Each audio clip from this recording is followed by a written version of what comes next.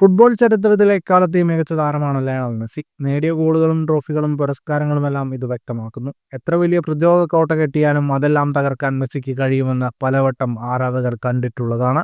ഇതുകൊണ്ട് തന്നെ മെസ്സിക്കെതിരെ കളിക്കും മുൻപ് സ്പാനിഷ് ക്ലബ് അത്ലറ്റിക്കോ മാഡ്രിഡിന്റെ പരിശീലകൻ ഡിയാഗോ സിമിയോണി പറഞ്ഞിരുന്ന കാര്യങ്ങൾ വെളിപ്പെടുത്തിയിരിക്കുകയാണ് ഇംഗ്ലണ്ട് താരം കീറൻ ട്രിപ്പിയർ.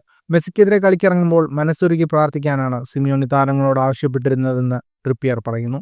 ഇംഗ്ലീഷ് താരത്തിന്റെ വാക്കുകൾ ഇങ്ങനെയായിരുന്നു: ലിയോ മെസ്സി സാധാരണ താരമല്ല. മെസ്സിക്കെതിരെ കളിക്കാൻ പദ്ധതിയിടുമ്പോൾ സിമിയോണി ഞങ്ങളോട് പ്രാർത്ഥിക്കാൻ പറയുമായിരുന്നു. സിമിയോണി അത് പറയുന്ന സമയം കളിക്കളത്തിൽ ഞങ്ങൾ വലിയ പ്രശ്നമാണ് നേരിടാൻ പോകുന്നതെന്ന് മനസ്സിലായെന്നും ട്രിപ്പിയർ പറഞ്ഞു.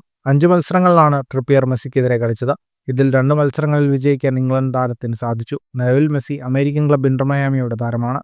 2023 മെസ്സി PSG വിട്ട് മേജർ ലീഗ് സോക്കറിലേക്ക് പോയത്.